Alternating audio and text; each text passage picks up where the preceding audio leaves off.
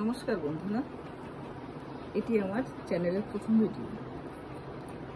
এই ভিডিওতে আমি তোমাদেরকে দেখাতে চলেছি ট্রেসিং পেপারের ব্যবহার কীরকম করে হয়। ট্রেসিং পেপারটা প্রথমে এইভাবে খুলে নিয়ে যে কোনো ড্রয়িংয়ের উপরে এইভাবে জাস্ট রেখে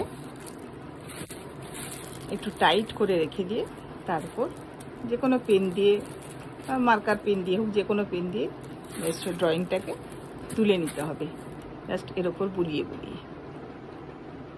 হ্যাঁ, এইভাবে বুলিয়ে বুলিয়ে তোমরা ট্রেসিং পেপারের ওপর ড্রয়িংটা করবে। তারপর ট্রেসিং পেপার সরিয়ে নেবে, ড্রয়িং যেমনকার তেমনই থাকবে। ট্রেসিং পেপারের মধ্যে যে প্রিন্ট আস্তে আস্তে উঠে যাচ্ছে, এই প্রিন্ট এবার আমরা যেটার ওপর প্রিন্ট করতে চাইছি সেটার উপর এটা রেখে, এটাকে বলে কার্বন পেপার।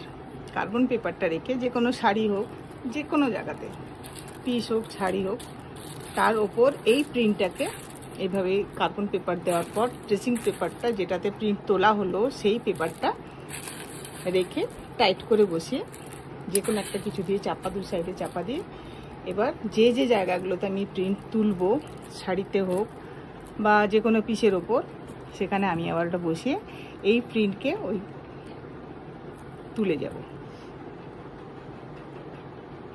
ঠিক এইভাবে তারপরে দেখবে সেই শাড়ির ওপর সেটা প্রিন্টটা উঠে গেছে।